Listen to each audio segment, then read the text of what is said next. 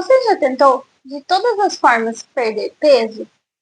Já fez a dieta low carb, da lua, da sopa? Já sofreu com efeito sanfona? Se você disse sim para todas essas perguntas, saiba que o problema não é você e nem a sua falta de força de vontade. O excesso de peso, ele é causado por muitos fatores que vão além da alimentação. Nós temos o estresse, o sedentarismo, a falta de sono e muitas outras coisas. O nosso corpo, ele não é facilmente moldado como uma massinha de modelar. Afinal, a gente não consegue controlar a forma com que a gordura se deposita em cada parte do nosso corpo.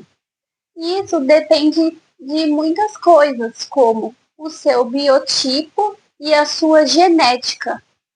E também, cada pessoa reage de uma forma à restrição de calorias e ao processo de emagrecimento. Mas se o seu desejo é a perda de peso, primeiro a gente precisa trabalhar os hábitos e os comportamentos que levaram àquele ganho de peso. A gente precisa deixar a perda de peso em segundo plano nesse momento, porque não é algo que a gente tenha garantias de que vai acontecer daquela determinada forma. A mudança no peso só vai acontecer a partir da consolidação dos hábitos e das mudanças comportamentais. Então, nesse vídeo, eu trouxe alguns comportamentos que você pode mudar e que vão te ajudar a melhorar a sua relação com a comida e que podem te ajudar na perda de peso, se esse for o seu desejo. Lembrando que as orientações desse vídeo são apenas os primeiros passos que você pode dar e não substituem o acompanhamento nutricional com um nutricionista. O primeiro comportamento é saber diferenciar a fome física da fome emocional. O comer emocional é quando você tenta usar um curativo de comida para um machucado emocional. Você tenta curar as emoções como tristeza, tédio, frustração. Você não está sangrando de verdade, mas está sentindo uma dor interna, que pode ser tristeza, tédio, frustração, ansiedade.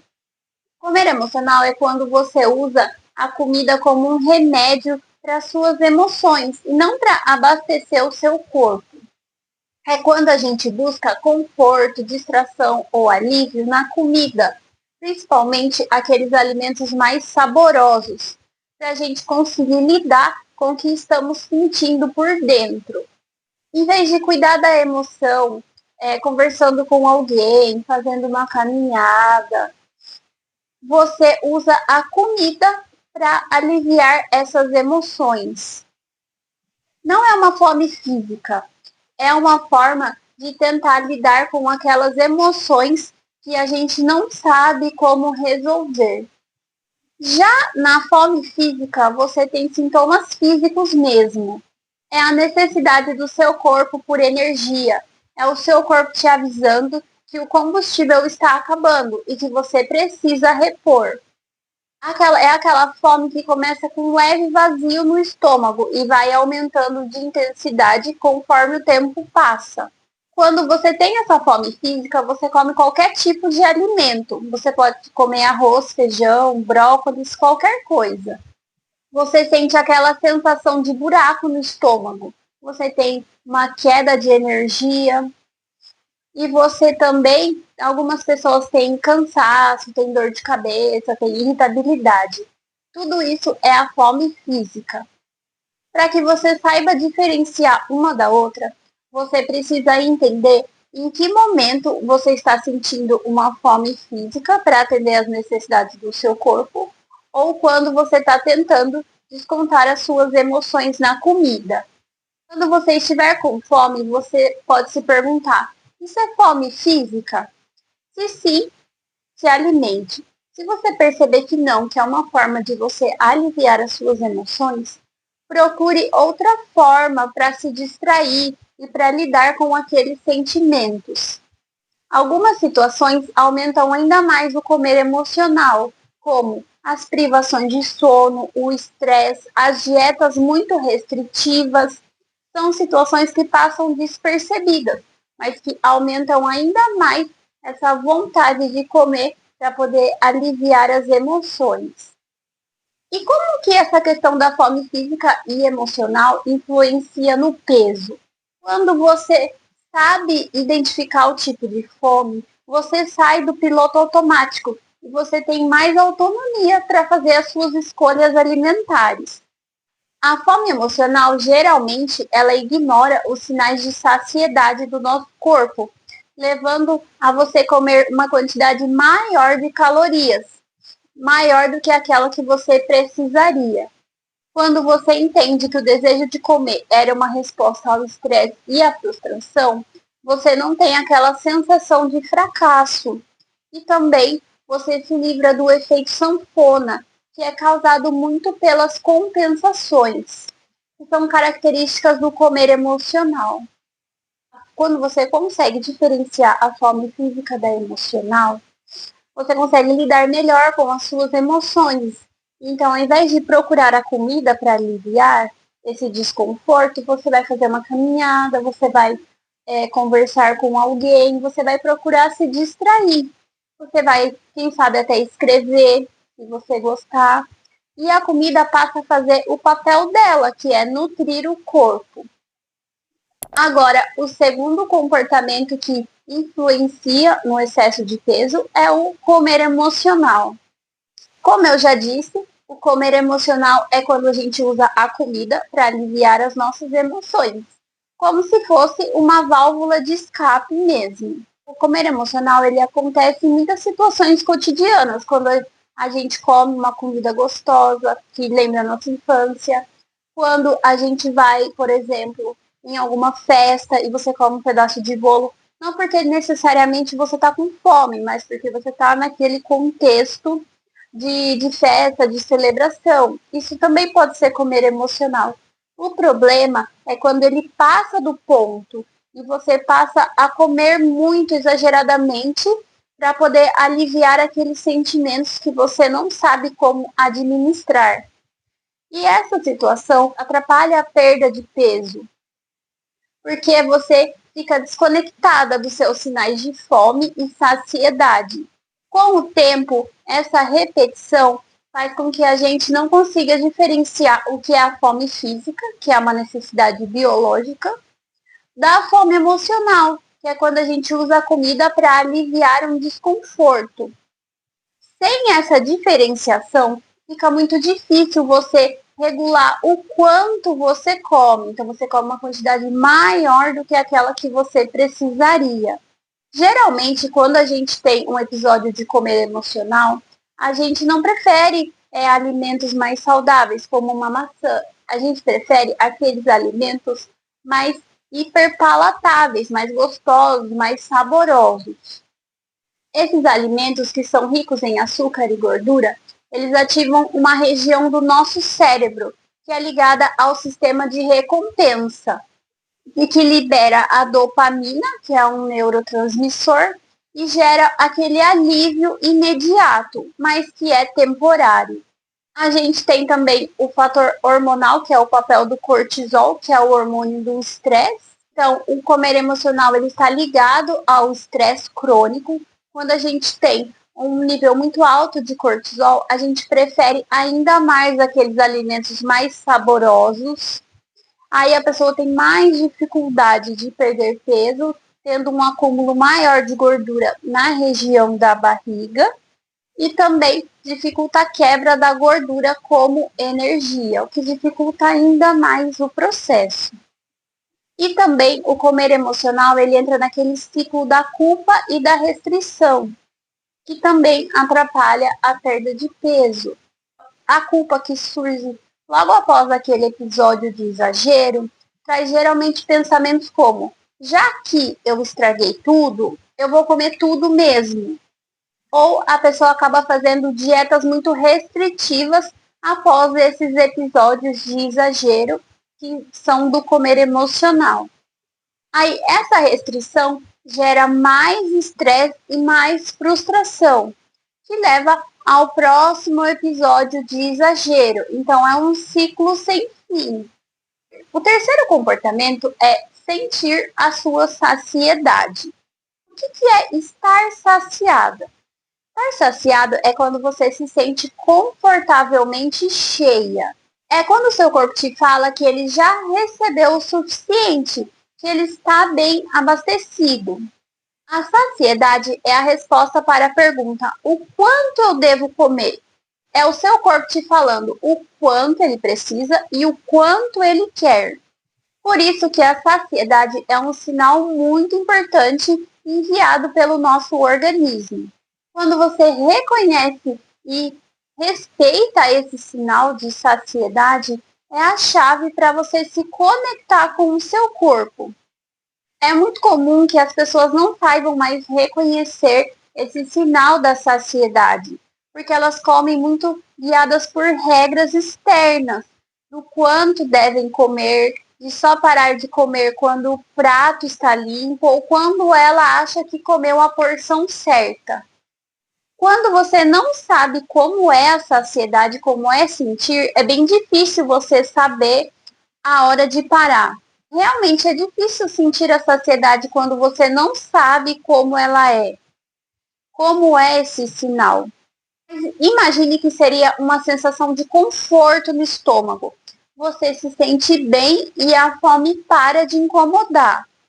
Seria um sentimento súbito de preenchimento do estômago. Um sentimento neutro, nem de muita fome e nem de muito cheio. Uma dica para você reconhecer a sua saciedade é pausar no meio da refeição. Faça isso com o objetivo de respirar, de largar os talheres e de perceber se você está gostando daquela refeição. Não é para você parar de comer, é apenas para você fazer uma reflexão sobre como você está se sentindo naquele momento. Então, se pergunte: a comida está boa?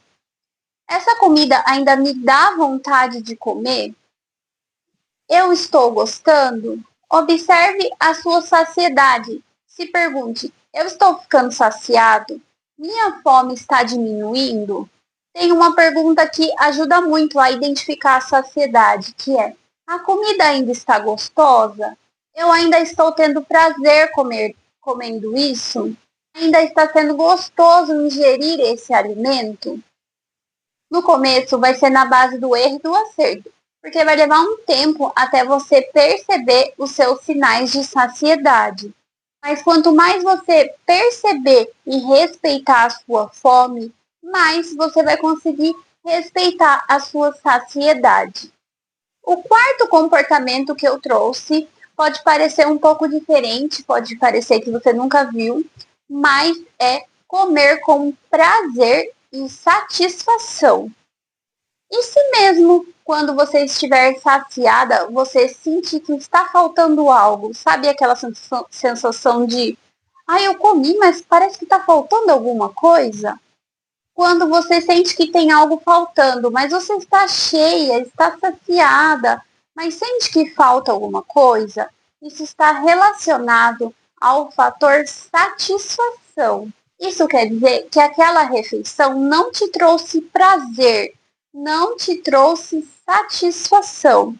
Quer dizer que, mesmo saciada, está te faltando algo. As crenças e as regras sobre alimentação interferem muito nessa questão da satisfação. Sabe aquele ditado que diz juntar a fome com a vontade de comer? Quando a gente come o que gosta e quando a gente está com fome, então a gente tem prazer, ou seja, a gente tem satisfação. Quando a gente tem satisfação, a gente gosta daquilo que a gente está comendo. E a gente não come só porque está prescrito, ou só porque está na dieta, ou só porque está na moda. A gente gosta daquela comida. Aquela comida é saborosa. Quanto mais você atende à fome, você percebe a sua saciedade e você tem satisfação, mais a comida passa a nutrir o seu corpo. e menos você tem aqueles episódios de exagero, de descontrole alimentar. Comer é um ato tanto físico como emocional, como psicológico. Então, quando a gente une, eu atendi a minha fome, eu respeitei a minha saciedade, mas aquela comida estava deliciosa, eu gostei daquela comida. Então, mais a comida exerce a sua função, porque ela tem diversas funções, tanto psicológica como emocional, como física. Quando eu junto esses três pontos, então a comida está exercendo o seu papel. E eu não tenho tanto aqueles episódios de descontrole alimentar. Outro comportamento que eu trouxe é a atividade física como prazer e não como punição. O corpo, ele funciona muito melhor quando ele está ativo. Então, procure uma atividade física que você gosta, que você consiga manter, que ela seja prazerosa e que você consiga encaixar ela na sua rotina. A prática de atividade física ajuda também a identificar a fome e a saciedade, porque ela aumenta a sensibilidade ao hormônio leptina, que é o hormônio da saciedade. Então, procure algo que você goste, que seja minimamente prazeroso e que você consiga manter por muitos meses. Quando você usa aquela questão da academia, que muitas pessoas falam que já está pago, já foi, e você acaba usando a academia ou o exercício como uma compensação, você muitas vezes acaba comendo mais calorias para poder compensar aquele exercício a mais que você fez. Por isso que muitas pessoas, quando entram na academia, elas acabam ganhando peso, porque elas usam o exercício como uma compensação. Então, já que elas compensam, elas vão compensar na alimentação. E geralmente são aqueles alimentos mais calóricos, mais saborosos, mais palatáveis, que são usados nessa compensação. Então, procure algo que você gosta e que você consiga manter. Mudar um hábito ou um comportamento nem sempre é fácil. Exige tempo e paciência. Então, a minha sugestão é que você procure um desses hábitos que eu trouxe e tente mudar ele aos poucos.